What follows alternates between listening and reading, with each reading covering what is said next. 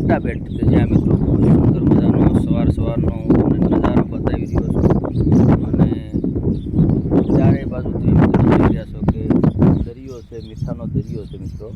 મિત્રો હું હર વખતે મોટે ભાગે આ જગ્યાએ આવું છું, આ લોકેશને આવું છું અને શા માટે આવું છું એ તો મિત્રો ખબર નહીં, પણ ખૂબ જ શાંતિનો અહેસાસ થશે, મજા આવે છે અને કુદરતી વાતાવરણમાં અહીંયા માતાજીના ધામમાં દર્શન કરવાનો લાવો પણ ખૂબ જ અનેરો છે મિત્રો.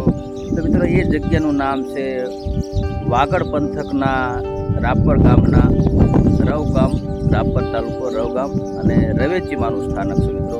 અને આ સ્થાનક મિત્રો એવી જગ્યાએ આવેલું છે કે ત્યાં બિલકુલ કોઈ જાતનું વાતાવરણ, કોઈ ડિસ્ટર્બ નથી, ખાલી પક્ષીઓનો અવાજ તમને સાંભળવા મળે છે. અહીંયા એનું જે આ વખતે મોબાઈલનું નેટવર્ક પણ બહુ ઓછું આવે છે, જેથી કરીને તમને ખૂબ જ શાંતિનો અહેસાસ થાય. તો ચાલો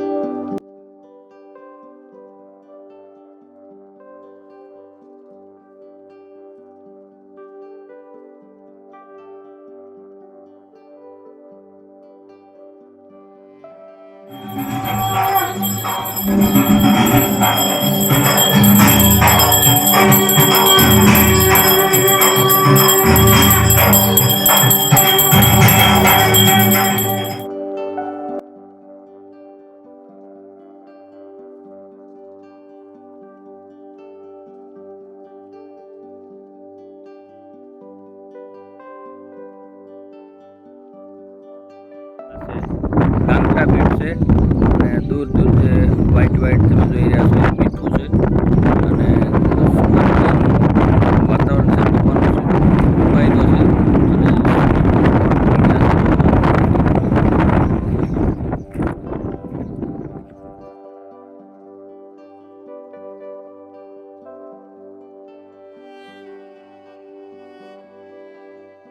અહીંયા દર્શક મિત્રો તમે જોઈ રહ્યા છો ખૂબ જ સુંદર મજાનો દૂર દૂર સુધી જે મીઠું છે, દરિયાનું મીઠું છે એ તમને બતાવી રહ્યો છું. આ ગાંગટા બેટ કહેવામાં આવે છે વાગડ પંથકના જે આપણે રાપર તાલુકાના રવ ગામમાં ગાંગટા બેટ છે. અને આ એક મિત્રો સફેદ રણ પણ કહી શકાય મિત્રો, અહીંયા માતા રવેચીમાના ધામમાં. અને ખૂબ જ સુંદર મજાનો પક્ષીઓનો કલરવ મિત્રો તમે સાંભળી રહ્યા છો, તમે જોઈ રહ્યા છો.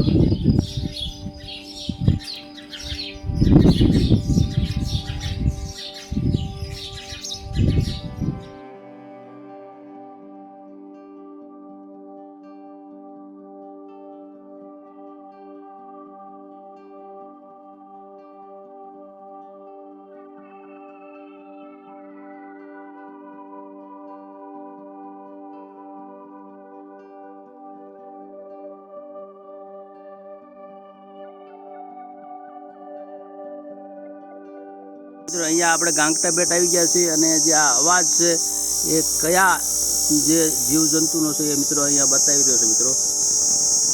કન્ટિન્યુ અવાજ કરી રહ્યો છે મિત્રો. જો એક ધારો શ્વાસ પણ નથી લેતું. એટલે આ રીતનું મિત્રો આ જંગલ વિસ્તારમાં આપણે તમને બતાવી રહ્યો છું. આ શું છે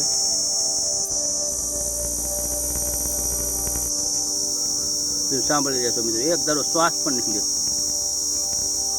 જોયું ફાસ્ટ મૂકી દીધું મિત્રો. તો આ રીતે આપણે કુદરતી વાતાવરણ ફરવા આવી ગયા છે, મજા આવે છે મિત્રો આવા અલગ અલગ જીવજંતુને જોવા જાણવાનું.